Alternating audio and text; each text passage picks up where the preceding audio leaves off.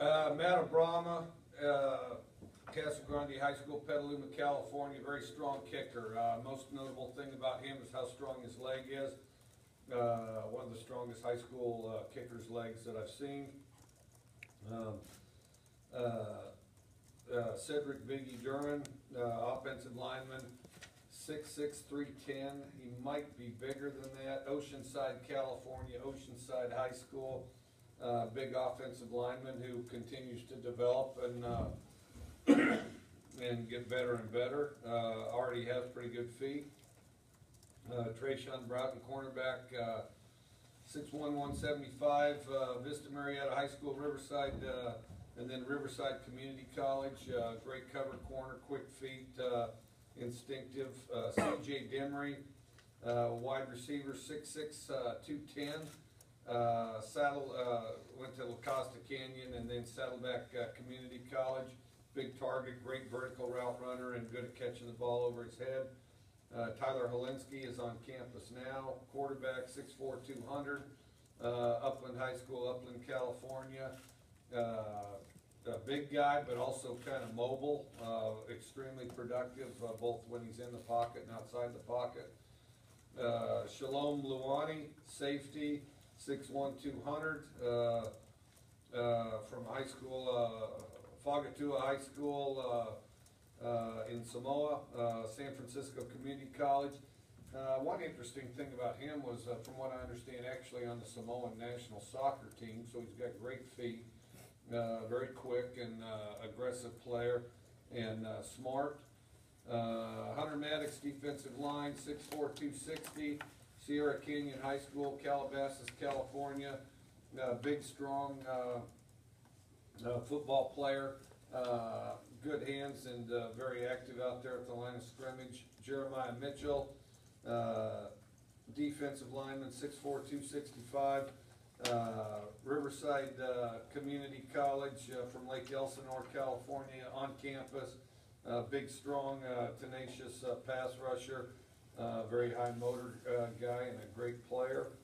Darren Moulton, cornerback, 5'10", 165, Temecula, or Chaparral High School, Temecula, California.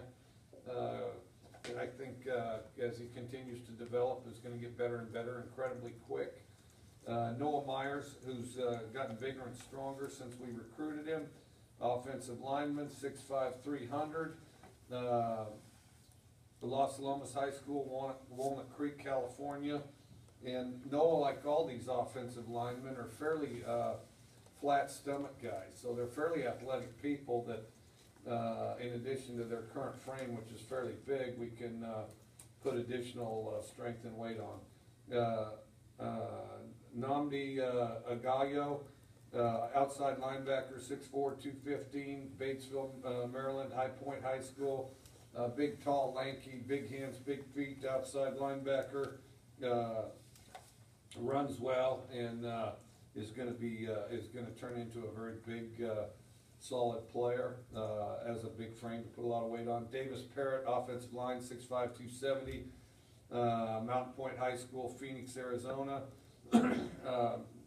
Offensive lineman, kind of a mean street guy, quick feet. Aaron Porter, linebacker, 6'3", 230. La Habra High School, Cerritos College.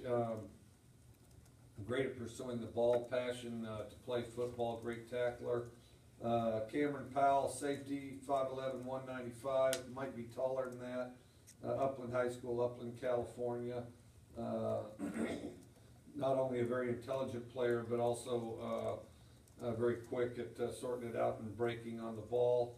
Joseph Price, offensive lineman, 6'6", 270. Redlands East Valley High School, Redlands, California. Another mean street guy that plays with very aggressive mentality and has great feet. Kyron Priester, on campus now, wide receiver, 6'1", 185. Brookwood High School in Atlanta, transferred to us from Clemson. Very good in workouts and big, strong, extremely physical wide receiver, as well as being fast. Just really an outstanding athlete. Amosa Sakaria, 6'3", 280. Tafuna High School, American Samoa. Good, solid, strong player. Dion Singleton on campus now, safety, 6'2", 180. Chowana High School, Pasco, Washington, tall, lanky safety, also great feet. Kyle Sweet, wide receiver, 6'1", 190. Santa Margarita Catholic High School, from Santa Margarita, California. Great feet, great coming out of his cuts.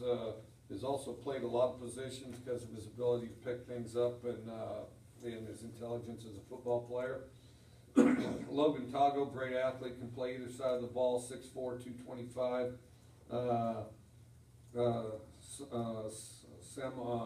Samoana High School, Pongo, American Samoa. Really good athlete, versatile. I mean, the positions he could play: safety, linebacker, outside linebacker, defensive end, tight end, wide receiver, inside receiver. He could play a lot of stuff. Thomas Toki, defensive lineman, 6'1", 307. St. Francis High School, Mountain View, California. Very traditional, hard-nosed, aggressive nose guard. James Williams, running back, 5'11", 185. Burbank High School, Burbank, California. Extremely explosive, low center of gravity, but great out of his cuts. And then TJ Fahoko, defensive lineman, 6'1", 265. That's not on your sheet, so that'll give you something to do in the meantime. 6'1", 265, Salt Lake City, Utah. Has played on the end as well. Plays inside and on the end, and just a quick, athletic defensive lineman. So, proud of our staff. Thought they did a tremendous job. Thought they put together a good class. We still expect a couple, and looking forward to the opportunity to coach these guys. Mike, there was an extended period before you guys had announced the new defensive coaches when a lot of defensive prospects still kind of publicly declared their intent to play for you. How were you able to accomplish that? You know, the biggest thing I think in recruiting is relationships and just being persistent and making sure people understand that you value the relationship with them and that the program's going to maintain a solid relationship once they come up here. And I think that our coaches did a great job of that. And then also, as we got people up here on visits, and with the facilities in place, which they haven't been for long, but since August,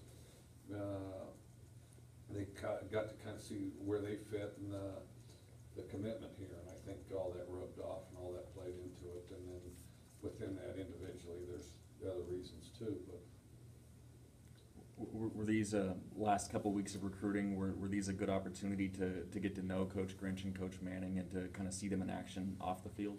Well, both great recruiters, both contributed to the class, no question. But yeah, it was a good opportunity spending that time in airports and in cars and whatnot. And they've really done a good job and just great people. And we took our time in the whole process in selecting who we're going to coach these defensive positions, and we're very excited about these two guys. Before you guys hired Coach Grinch and Coach Manning, did you guys notice significantly the loss of two coaches when you guys were on the recruiting, or was it a smooth transition? You guys were able to cover it all just as easily? Probably a little of both. I think we just, guys we had worked harder and got more places faster. I think, and then, and the guys we had were incredibly aggressive recruiters, and I think it's paid off. What has Joe Salavea meant to you guys in your recruiting? Oh, well, awful lot. I mean, just on our staff in general, Joe's one of the most passionate football people I've ever met. I mean, everything about him is passionate about football. I think it rubs off on our players, it rubs off on our coaching staff, and certainly our recruits. you're gonna have a lot of guys out of Santa Margarita High School on your roster next year. Is there a certain quality or trait you think that program produces that translates well to your program? Well, yeah, it's occurred to me, but the thing is, I mean, they're a great program. They're always successful. They coach fundamentals and technique. They develop players better than a whole lot of high schools do. And everybody we've had from Santa Margarita High School has done a good job for us. And so, you know, it's a nice little group to draw from. Now, you guys, for junior college transfers, obviously, you probably want them to be able to contribute earlier than some of these freshmen, but other qualities, what do you look for once they get on campus? Are you looking for more leadership qualities out of these older junior college transfers? Well, right now, we just want them to adjust. We want them to get adjusted. We want them to get in shape. You know, a 4-year program as far as the off-season, the lifting, the running is more demanding, so we need to get them caught up, which these guys are the right kind of guys, so they're aggressively pursuing that and working extremely hard.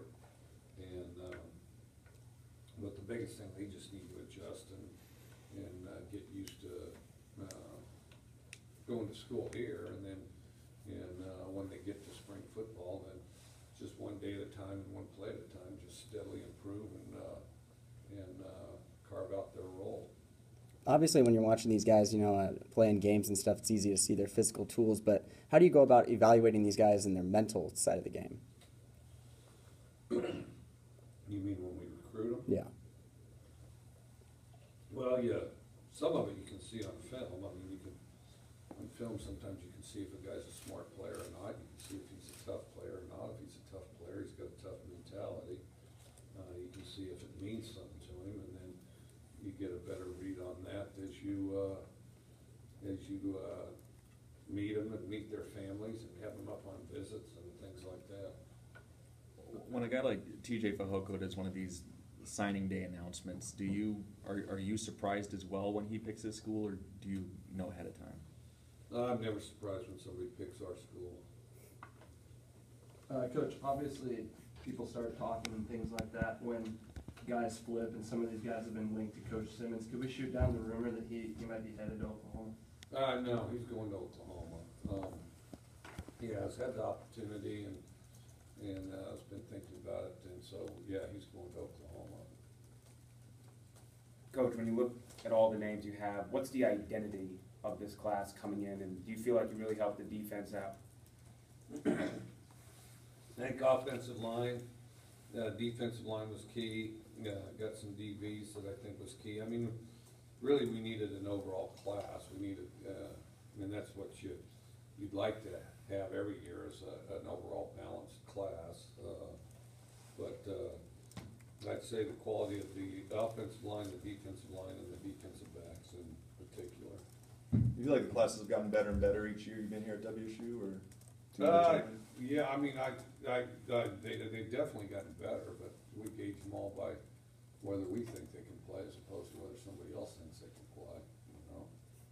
It's, it's funny. I mean, everybody goes by these ratings for these classes, and yet nobody calls these guys up on third and long and asks them what play to call, you know? So if these guys know as much as they're credited for knowing, then maybe I ought to start doing that. So, but for the time being, we look at the players, and if we like them, think that they have a role that we can develop here, then we then we aggressively recruit them.